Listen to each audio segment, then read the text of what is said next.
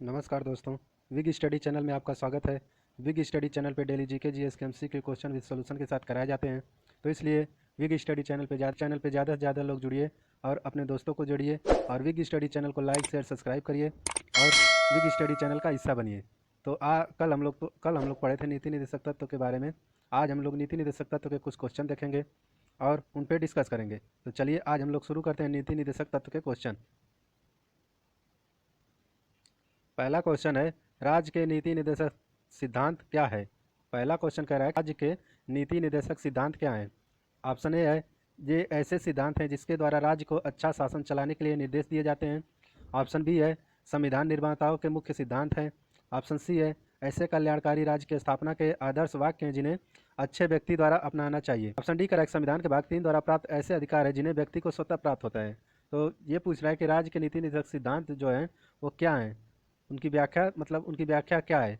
तो option A जो है ऑप्शन ए जो है, ए ऐसे सिद्धांत हैं जिसके द्वारा राज्य को अच्छा शासन चलाने के लिए निर्देश दिए जाते हैं। ऑप्शन ए सही होगा। पहला क्वेश्चन नंबर पहला का ऑप्शन ए सही होगा। अब चलते हैं अगले क्वेश्चन पे। अगला क्वेश्चन जो हमारा है क्वेश्चन नंबर 2 कह रहा है कि नीति निर्देशक सिद्धांत क्या है। पहला ऑप्शन है वाद्य योग है। ऑप्शन बी है मौलिक अधिकार। ऑप्शन सी है वाद्य योग नहीं है। ऑप्शन डी कह रहा है कि इनमें से कोई नहीं। ये कह रहा है कि नीति निर्देशक सिद्धांत क्या है, क्या न्यायालय में वाद्य योग है, क्या मौलिक अधिकार है। ऑप्शन सी कह रहा है क्या वाद्य योग नहीं है, इनमें से कोई नहीं। तो इसका ऑप्शन क्वेश्चन नंबर 2 का ऑप्शन सी सही होगा, क्योंकि यह न्यायालय में वाद्य योग नहीं है। अब चलते हैं अगले क्वेश्चन पे। अगला क्वेश्चन जो हमारा है क्वेश्चन नंबर 3 कह रहा है कि यदि सरकार नीति निर्देशक सिद्धांत को लागू नहीं करती है तो नागरिक किसके पास जा सकता है। ऑप्शन ए कह रहा है उच्चतम न्यायालय के पास। ऑप्शन बी कह रहा है उच्च न्यायालय के पास। ऑप्शन सी कह रहा है राष्ट्रपति के पास। ऑप्शन डी कह रहा है इनमें से कोई नहीं। तो ये पूछ रहा है कि यदि राज्य की सरकार नीति निर्देशक सिद्धांत को लागू नहीं करती है तो नागरिक किसके पास, मतलब नागरिक उसे लागू कराने के लिए किसके पास जा सकता है। तो ऑप्शन ए उच्चतम न्यायालय, इसके पास भी नहीं जा सकता। ऑप्शन बी जो है कि उच्च न्यायालय, इसके पास भी नहीं जा सकता। ऑप्शन सी जो है राष्ट्रपति, इसके पास भी इनका जो क्वेश्चन नंबर 3 का ऑप्शन होगा ऑप्शन डी, यानी कि इसमें से किसी के पास नहीं जा सकता, क्योंकि नीति निर्देशक तत्व तो जो है वाद्य योग नहीं होते हैं। ये मिलते हैं, ये राज्य की अपनी व्यवस्था है। राज्य अगर चाहे, अगर राज्य सक्षम है तो सभी नीति निर्देशक तत्व अपने राज्य में लागू कर सकता है, नहीं तो अपने व्यवस्था अनुसार राज्य में नीति निर्देशक तत्व राज्य लागू कर सकता है। अब चलते हैं अगले क्वेश्चन पे। अगला क्वेश्चन जो हमारा है क्वेश्चन नंबर 4 कह रहा है कि भारतीय संविधान में नीति निर्देशक सिद्धांत मुख्य रूप से हैं। पहला इसमें ऑप्शन मैच करना है कि कौन कौन कथन सही है। तो पहला कथन है, पहला जो है, यह न्यायालय द्वारा लागू नहीं कराया जा सकता। दूसरा है राज्य के शासन में इसका मूलभूत महत्व है। तीसरा है राज्य को कर्तव्य है कि विधि निर्माण करते समय इसका ध्यान रखे। तो इसमें कह रहा है क्वेश्चन कि इसमें से कौन से कथन सही है। तो ए ऑप्शन है 1 2 सही है। बी ऑप्शन है 2 3 सही है।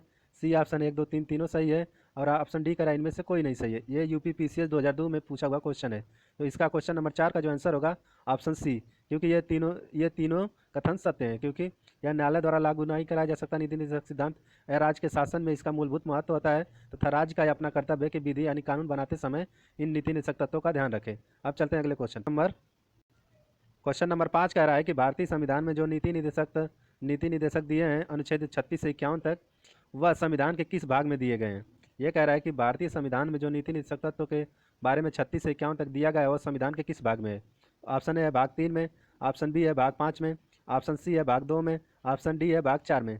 तो इस क्वेश्चन नंबर 5 का आप लोग आंसर कमेंट में कीजिएगा, क्योंकि ये आसान सा क्वेश्चन है। और ये क्वेश्चन जो है क्वेश्चन नंबर 5 CHSL 10+2 का जो SSC एग्जाम लेती है उसमें 2017 में ये क्वेश्चन पूछा गया है। तो इसलिए आप लोग इस क्वेश्चन का आंसर कमेंट में जरूर दीजिएगा। अब चलते हैं अगले क्वेश्चन पे। अगला क्वेश्चन जो हमारा है क्वेश्चन नंबर 6 कह रहा है कि संविधान में नीति निर्देशक तत्व की अवधारणा किस देश के संविधान से लिया गया है। मतलब क्वेश्चन नंबर 6 कह रहा है कि हमारे संविधान में जो नीति निर्देशक तत्व दिए गए हैं वो जो है किस देश के संविधान से लिया गया है। ऑप्शन ए कह रहा है अमेरिका के। ऑप्शन बी कह रहा है कनाडा से। ऑप्शन सी कह रहा है ब्रिटेन से। और ऑप्शन डी कह रहा है आयरलैंड से। तो ये पूछ रहा है कि नीति निर्देशक तत्व जो लिए गए हैं वो किस देश के संविधान से लिए गए हैं। तो क्वेश्चन नंबर 6 का आंसर होगा आयरलैंड के संविधान से, ऑप्शन डी। और ये जो क्वेश्चन है कि बहुत बार कई एग्जामों में पूछा गया, इसलिए इस क्वेश्चनों को आप लोग ध्यान से देखिएगा। ये CGL 2016, 2013, 2010 में और CHSL 2015, 2011 में पूछे गए क्वेश्चन है, इसलिए ये मेन क्वेश्चन है, इसको ध्यान से देखिएगा। अगला क्वेश्चन जो हमारा है क्वेश्चन नंबर 7 कह रहा है कि संविधान के किस अनुच्छेद से राज्य नीति निदेशक तत्व को मौलिक अधिकार पर प्रमुखता की स्थिति मिली है। मतलब ये कह रहा है कि संविधान के किस संशोधन से, सॉरी अनुच्छेद नहीं संशोधन, क्वेश्चन नंबर 7 कह रहा है कि संविधान के किस संशोधन से राज्य के नीति निदेशक तत्व को मौलिक अधिकार पर प्रमुखता मिली है, मौलिक अधिकार पर प्रमुखता की स्थिति मिली। ये कह रहा है कि कौन सा संविधान का संशोधन हुआ था जिसमें नीति निदेशक तत्व को मौलिक अधिकार से ज़्यादा प्रमुखता मिली। तो वो है ऑप्शन जो है ए कह रहा है कि 24वां संविधान संशोधन, ऑप्शन बी कह रहा है 42वां संविधान संशोधन, ऑप्शन सी कह रहा है कि 44वां संविधान संशोधन और ऑप्शन डी कह रहा है कि 30वां संविधान संशोधन। ये जो क्वेश्चन पूछा गया था एसएससी एफसीआई 2012 में और सीपीओ 2007 में पूछा गया। तो इस क्वेश्चन नंबर 7 का जो आंसर होगा 44वां संविधान संशोधन जब हुआ था तो उसमें जो है कि मौलिक अधिकार की जगह पे नीति निदेशक तत्व को ज़्यादा प्राथमिकता दी गई थी। अब चलते हैं अगले क्वेश्चन पे। क्वेश्चन नंबर 8 हमारा है कि संविधान के 42वां संविधान संशोधन द्वारा कौन सा सिद्धांत राज्य के नीति निदेशक सिद्धांत में जोड़ा गया है। ये कह रहा है क्वेश्चन नंबर 8 कि संविधान के 42वां संविधान संशोधन द्वारा कौन सा सिद्धांत राज्य के नीति निदेशक सिद्धांत में, या यहाँ में 2 बार हो गया है, इसे काट दीजिएगा, जोड़ा गया था। यानी कि यह कह रहा है कि संविधान के 42वां संविधान संशोधन द्वारा कौन सा सिद्धांत राज्य के नीति निदेशक सिद्धांत में जोड़ा गया था। ऑप्शन ए है मजदूरों को जीवन निर्वाह हेतु वेतन एवं मानवीय दशाएं सुरक्षित करना, सार्वजनिक सहायता पाने का अधिकार, ऑप्शन डी कह रहा है उद्योगों के प्रबंधन में कामगारों की सहभागिता। तो ये कह रहा है कि 42वां संविधान संशोधन द्वारा कौन सा सिद्धांत राज्य के नीति निदेशक सिद्धांत में जोड़ा गया। तो इसका आंसर होगा उद्योगों के प्रबंधन में कामगारों की सहभागिता, ऑप्शन डी। क्वेश्चन नंबर 8 का होगा ऑप्शन डी। अब चलते हैं अगले क्वेश्चन पे। अगला क्वेश्चन जो हमारा है क्वेश्चन नंबर 9 जो है यूपी लोअर पीसीएस का जो एग्जाम 2003 में हुआ था उसमें पूछा गया क्वेश्चन है। क्वेश्चन कह रहा है कि 9वां क्वेश्चन जो कह रहा है कि कल्याणकारी राज्य का उद्देश्य है क्या है। ऑप्शन ए कह रहा है अधिक से अधिक लोगों को कल्याण सुनिश्चित करना, ऑप्शन बी कह रहा है कमजोर वर्ग के कल्याण का प्रबंध करना, ऑप्शन सी कह रहा है सभी को स्वास्थ्य सुविधाएं मुहैया कराना और ऑप्शन डी कह रहा है इनमें से कोई नहीं। तो ये क्वेश्चन कह रहा है कि कल्याणकारी राज्य का उद्देश्य क्या है। तो ऑप्शन ए जो है अधिक से अधिक लोगों को कल्याण सुनिश्चित करना इसका आंसर होगा। क्वेश्चन नंबर 9 का आंसर होगा अधिक से अधिक लोगों का कल्याण सुनिश्चित करना जो है कि कल्याणकारी राज्य का उद्देश्य है, ये उद्देश्य है। क्वेश्चन नंबर 9 का ऑप्शन होगा ए। अब चलते हैं अगले क्वेश्चन पे। अगला क्वेश्चन जो हमारा है क्वेश्चन नंबर 10 कह रहा है कि समान कार्य के लिए समान वेतन। अब ऑप्शन पूछ रहा है कि इसमें से कौन सा सही होगा। तो आर्थिक अधिकार के लिए विधिक मांग है, यानी कि ये कह रहा है कि समान कार्य के लिए समान वेतन जो है ये क्या है। ऑप्शन ए कह रहा है कि आर्थिक अधिकार के लिए विधिक मांग है, ऑप्शन बी कह रहा है कि आर्थिक अधिकार के लिए राजनीतिक मांग है, ऑप्शन सी कह रहा है कि विधिक अधिकार के लिए राजनीतिक मांग है और ऑप्शन डी कह रहा है कि विधिक अधिकार के लिए आर्थिक मांग है। तो इसका ऑप्शन जो होगा ऑप्शन बी आर्थिक अधिकार के लिए राजनीतिक मांग है, जो यही है समान कार्य के लिए समान वेतन जो है कि आर्थिक अधिकार के लिए राजनीतिक मांग है, ऑप्शन बी। क्वेश्चन नंबर 10 का आंसर होगा ऑप्शन बी। अब चलते हैं अगले क्वेश्चन पे। ये क्वेश्चन जो है कि यूपी पीसीएस 2011 में पूछा गया क्वेश्चन था, इसलिए अभी जो हम लोग क्वेश्चन कर रहे हैं वो क्वेश्चन किसी न किसी एग्जाम में पूछे गए हैं, इसलिए इन क्वेश्चनों को आप लोग ध्यान से देख के याद करने का प्रयास कर लीजिएगा, क्योंकि ये क्वेश्चन महत्वपूर्ण क्वेश्चन है। आगे जो परीक्षाएं होने वाली हैं उन परीक्षाओं में वो क्वेश्चन पूछने का बहुत ज़्यादा चांस है। अब चलते हैं अगले क्वेश्चन पे, क्वेश्चन नंबर 11। अगला क्वेश्चन जो हमारा है क्वेश्चन नंबर 11 का रहा है कि काम का अधिकार किसमें प्राप्त है। ऑप्शन ए कह रहा है कि संविधान की प्रस्तावना में, ऑप्शन बी कह रहा है कि राज्य के नीति निदेशक तत्व में, ऑप्शन सी कह रहा है कि मौलिक अधिकार में और ऑप्शन डी कह रहा है कि इनमें से कोई नहीं। ये क्वेश्चन जो यूपी पीसीएस 1993, 2007 और 2015 में पूछा गया क्वेश्चन है, जो पूछ रहा है कि काम का अधिकार किसमें प्राप्त है।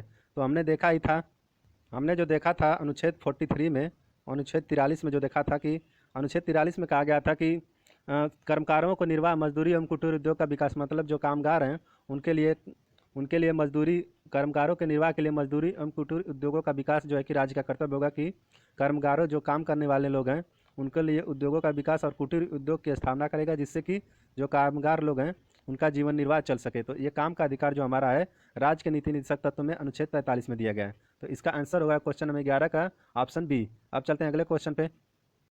अगला क्वेश्चन जो हमारा है क्वेश्चन नंबर 12 कह रहा है कि संविधान के किस अनुच्छेद में समान न्याय और निःशुल्क कानूनी सहायता प्राप्त है। यानी कि ये कह रहा है कि संविधान के किस अनुच्छेद में निःशुल्क न्याय और कानूनी सहायता प्राप्त है। तो इसका ऑप्शन ए है 39 क में, कह रहा है कि ऑप्शन ए कह रहा है कि अनुच्छेद 39 क में, ऑप्शन बी कह रहा है कि अनुच्छेद 39 में, ऑप्शन सी कह रहा है कि अनुच्छेद 43 में और ऑप्शन डी कह रहा है कि अनुच्छेद 40 में। नंबर 12 कह रहा है कि समान न्याय और निःशुल्क कानूनी सहायता किस में प्राप्त है, किस अनुच्छेद में हमें प्राप्त है।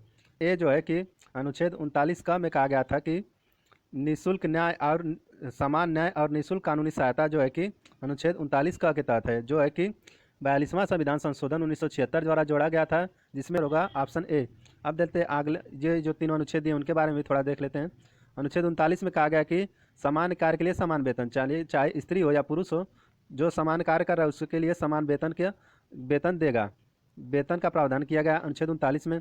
अनुच्छेद 43 में मजदूरी के लिए मजदूरी का अधिकार दिया गया, मतलब कार्य करने का अधिकार जो अनुच्छेद 43 में अभी पिछले हम लोग देखे हैं कि काम करने का अधिकार जो अनुच्छेद 43 में दिया गया है अनुच्छेद 43 में। अनुच्छेद 40 में जो हम लोग जानते हैं कि ग्राम पंचायत से संबंधित प्रावधान किए गए हैं, इसलिए इसका क्वेश्चन नंबर 12 का आंसर होगा ए, ऑप्शन ए। अब चलते हैं अगले क्वेश्चन पे। अगला क्वेश्चन जो हमारा है क्वेश्चन नंबर 13 कह रहा है कि निम्न में से कौन सा एक नीति निर्देशक तत्व में गांधीवाद के दर्शन से मिलता है। ऑप्शन ए कह रहा है कि समान कार्य के लिए समान वेतन अनुच्छेद 39। ऑप्शन बी कह रहा है कार्यपालिका का न्यायपालिका से पृथककरण अनुच्छेद 50।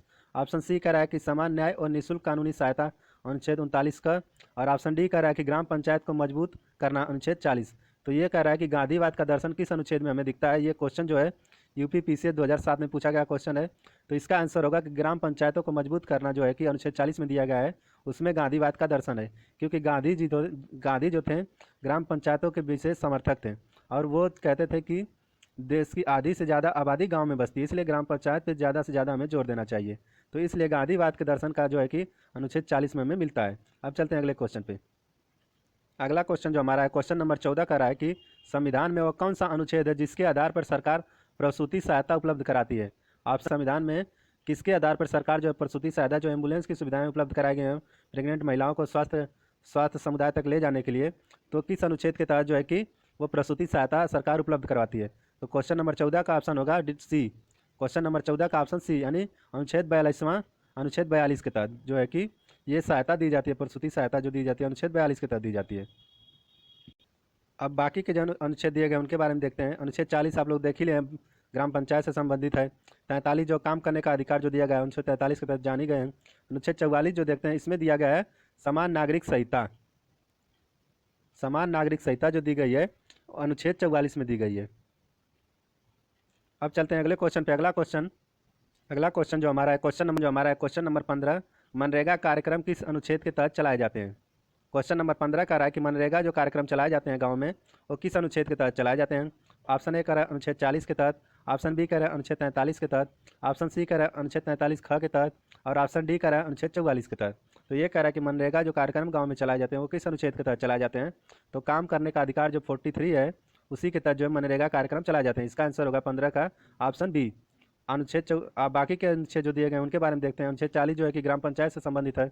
अनुच्छेद 43 ख जो दिया गया है सहकारी समितियों के बारे में दिया गया है, जो कि 97वां संविधान संशोधन जो 2011 में आया था उसके तहत जो है कि सहकारी समितियां जोड़ी गई थी। जो 43 ख जो अनुच्छेद जोड़ा गया था सहकारी समितियों का गठन। अनुच्छेद 44 जो है कि समान नागरिक संहिता जानी गए हैं। अब चलते हैं अगले क्वेश्चन पे। अगला क्वेश्चन जो हमारा क्वेश्चन नंबर 16 कह रहा है कि भारत के संविधान में अंतर्राष्ट्रीय शांति एवं सुरक्षा की बात कहाँ की गई है। मतलब ये कह रहा है कि भारत के संविधान में किस अनुच्छेद में अंतर्राष्ट्रीय शांति एवं सुरक्षा की बात की गई है, जो कि भारत की अंतर्राष्ट्रीय शांति एवं सुरक्षा की बात की गई है। तो अनुच्छेद 50 जो देखते हैं, अनुच्छेद 50 में जो कहा गया है कि राज्य की कार्यपालिका एवं न्यायपालिका से पृथककरण के बारे में बताया गया अनुच्छेद 50 में। अनुच्छेद 48 में जो बताया गया है कि पर्यावरण के संरक्षण से संबंधित जो भी है वो अनुच्छेद 48 में बताया गया है। अनुच्छेद 49 में जो बताया गया है कि राष्ट्रीय महत्व के जो स्मारक है उनका राज्य संरक्षण करेगा, उनकी देखभाल के लिए उनकी व्यवस्था करेगा, यह अनुच्छेद 49 में बताया गया है। अनुच्छेद 51 में जो कहा गया है कि अंतर्राष्ट्रीय शांति एवं सुरक्षा से संबंधित जो बात की गई है अनुच्छेद 51 में की गई है। ये इसका क्वेश्चन नंबर 16 का जो आंसर होगा ऑप्शन डी। अब चलते हैं अगले क्वेश्चन पे। अगला क्वेश्चन जो हमारा है क्वेश्चन नंबर 17 कह रहा है कि किसने कहा था कि नीति निर्देशक सिद्धांत वह चेक है जो बैंक की सुविधा के अनुसार भुगतान किया जाएगा। यानी कि किसने कहा था कि नीति निर्देशक सिद्धांत वह चेक है जो बैंक अपनी सुविधा के अनुसार उसका भुगतान करेगा। तो option A K.T.. Shah ji ने कहा था। ऑप्शन बी है डॉक्टर बी.आर. अम्बेडकर जी ने कहा था। ऑप्शन सी है एम.एन. पालकीवाला जी ने कहा था। ऑप्शन डी है डॉक्टर राजेंद्र प्रसाद ने कहा था। ये पूछ रहा है कि किसने कहा था कि नीति निर्देशक सिद्धांत वह चेक है जो बैंक अपनी सुविधा अनुसार उसका भुगतान कराएगा। ये क्वेश्चन जो है CGL 2012 में, यूपीपीसीएस 2004-2007 में ये क्वेश्चन पूछा गया है। तो इसका आंसर होगा जो है कि क्वेश्चन नंबर 17 का आंसर होगा के.टी. शाह जी ने कहा था, ऑप्शन ए। इसलिए 17 का ऑप्शन ए सही होगा। अब चलते हैं अगले क्वेश्चन पे। अगला क्वेश्चन जो हमारा है क्वेश्चन नंबर 18 कह रहा है कि राज्य के नीति निर्देशक तत्व संविधान की आत्मा है जो संविधान के सामाजिक दर्शन को समाहित किए हैं। यानी कि ये कह रहा है कि ये जो कथन है राज्य के राज्य के नीति निदेशक तत्व संविधान की आत्मा है जो संविधान के सामाजिक दर्शन को समाहित किए हुए, ये किसका कथन है? ऑप्शन है केसी व्हीयर का, ऑप्शन बी है एच.एम. सिरवई का, कह रहा है कि डॉक्टर बी.आर. अम्बेडकर द्वारा कहा गया था, और ऑप्शन डी कह रहा है कि ग्रेनविल ऑस्टिन द्वारा कहा गया था। तो ये कह रहा है कि ये कथन जो है किसके द्वारा कहा गया था? तो इसका आंसर होगा, क्वेश्चन नंबर 18 का आंसर होगा ग्रेनविल ऑस्टिन द्वारा ये कथन कहा गया था। और ये क्वेश्चन जो यूपी पीसीएस 2006 और बिहार पीसीएस 2009 में पूछा गया क्वेश्चन है। अब चलते हैं अगले क्वेश्चन पे। अगला क्वेश्चन जो हमारा क्वेश्चन नंबर 19 जो है कि यूपीएससी 2010 में पूछा गया क्वेश्चन है, जो कि देश की सबसे बड़ी परीक्षा यूपीएससी जो परीक्षा कराती है आईएएस पीसीएस का, उसमें ये क्वेश्चन नंबर 19 पूछा गया क्वेश्चन था। क्वेश्चन जो है कि क्वेश्चन नंबर 19 जो है भारत शासन अधिनियम 1935 में समाहित अनुदेश प्रपत्र को 1950 में भारत के संविधान में किस रूप में मिलाया गया है? ये कह रहा है कि भारत शासन अधिनियम 1935 का जो अनुदेश पत्र था उसमें समाहित जो बातें बताई गई थी वो भारत के संविधान में 1950 में किस रूप में जोड़ा गया था? ऑप्शन ए कह रहा है कि मौलिक अधिकार रूप के रूप में, ऑप्शन बी कह रहा है मौलिक कर्तव्य के रूप में, ऑप्शन सी कह रहा है कि नीति निदेशक तत्व के रूप में, ऑप्शन डी कह रहा है नागरिकता के रूप में। तो इसका आंसर होगा जो नीति निदेशक तत्व के रूप में ये बातें बोली गई थी। ये बातें जो अनुदेशक पत्र में जो बोली गई थी वर्तमान में भारत के नीति निदेशक तत्व में वो बातें समाहित है। तो क्वेश्चन नंबर 19 का आंसर होगा ऑप्शन सी। अब चलते हैं अगले क्वेश्चन पे। अगला क्वेश्चन जो है क्वेश्चन नंबर 20 जो है यह भी यूपीएससी में 2015 में पूछा गया क्वेश्चन है। क्वेश्चन कह रहा है कि राज्य के नीति निदेशक तत्व के बारे में निम्न में से कौन से कथन सही है? पहला कथन है कि ये तत्व देश की सामाजिक आर्थिक लोकतंत्र की बात करते हैं। दूसरा कथन कह रहा है कि इनमें समाहित उपबंध किसी न्यायालय के प्रवर्तनीय यानी इन्फोर्सेबल नहीं है। तो ऑप्शन ए कह रहा है कि केवल एक सही है, ऑप्शन बी कह रहा है केवल दो सही है, ऑप्शन सी कह रहा है न तो एक न तो दो सही है, और ऑप्शन डी कह रहा है एक और दोनों सही है। तो इसका कहने का मतलब है कि नीति निदेशक तत्व जो दिए गए हैं देश की सामाजिक आर्थिक लोकतंत्र की बात करते हैं। तो ये तो सही है कि जो नीति निदेशक तत्व हैं वो देश की सामाजिक आर्थिक और राजनीतिक मतलब सामाजिक आर्थिक लोकतंत्र यानी कि सामाजिक आर्थिक लोकतंत्र की बात करते हैं, सही है। ऑप्शन जो दूसरा कथन है ये कह रहा है कि इनमें समाहित उपबंध किसी ने, तो ये भी सही है कि ये कथन जो है ये दूसरा कह रहा है कि ये जो नीति निदेशक तत्व है वो जो है किसी न्यायालय में इन्फोर्सेबल नहीं है यानी प्रवर्तनीय नहीं है, ये भी बात सही है। तो क्वेश्चन नंबर 20 का आंसर जो होगा एक और दो दोनों सही है, ऑप्शन जो होगा डी। अब चलते हैं अगले क्वेश्चन पे। अगला क्वेश्चन जो हमारा है क्वेश्चन नंबर 21, यह भी यूपी पीसीएस 2008 में पूछा गया क्वेश्चन है। क्वेश्चन नंबर 21 कह रहा है कि रोमन कैथोलिक पादरी केस वालमार्ट बनाम भारत संघ किससे संबंधित है? ये कह रहा है कि ये केस जो हुई थी केस जॉन वालमार्ट और बनाम भारत संघ ये किससे संबंधित, ये केस जो थी ये किससे संबंधित थी? ऑप्शन ए कह रहा है समान नागरिक सिविल संहिता, ऑप्शन बी कह रहा है कि एक समान हिंदू संहिता, ऑप्शन ए कह रहा है समान नागरिक सिविल संहिता, ऑप्शन बी कह रहा है कि एक समान हिंदू संहिता, ऑप्शन सी कह रहा है हिंदू या क्रिश्चियन एक समान संहिता, ऑप्शन डी कह रहा है इनमें से कोई नहीं। तो इसका जो क्वेश्चन नंबर 21 का आंसर होगा समान नागरिक सिविल संहिता से संबंधित जो था ये केस जो थी समान नागरिक सिविल संहिता से संबंधित था। तो क्वेश्चन नंबर 21 का जो आंसर होगा ऑप्शन ए। अब चलते हैं अगले 22 क्वेश्चन कंप्लीट के जो महत्वपूर्ण क्वेश्चन थे किसी न किसी एग्जाम में वो क्वेश्चन आए हुए थे, इसलिए उन क्वेश्चनों को आप लोग एक बार जरूर देख लीजिएगा। और बिग स्टडी चैनल को ज़्यादा से ज़्यादा लाइक शेयर सब्सक्राइब करिए। अगर हमारा काम पसंद आ रहा है आप लोगों को तो अपने दोस्तों को ज़्यादा से ज़्यादा जोड़िए और कमेंट में बताइए कि हम जो क्वेश्चन आप लोगों को करा रहे हैं वो आप लोगों को कैसा लग रहा है, कमेंट में ज़रूर बताइए।